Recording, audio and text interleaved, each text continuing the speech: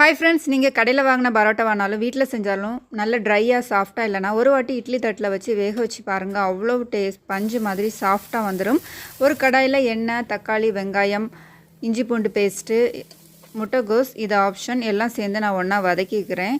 இதில் ஒரு table spoon மிளகாய்த்தூள், ஒரு டேபிள் ஸ்பூன் மல்லித்தூள், மஞ்சள் தூள், அப்புறமா கரம் மசாலா, இதையும் நல்ல எண்ணெயிலே நல்லா நம்ம ரோஸ்ட் பண்ணிக்கலாம்.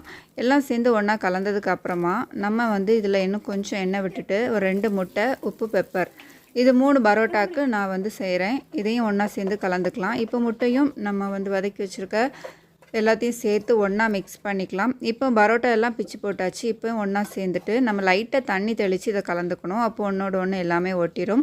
இப்போ கருவேப்பிலை, கொத்தமல்லி கீரை போட்டு ஒரு 2 மினிட்ஸ் நீங்கள் வதக்குனா போதும்.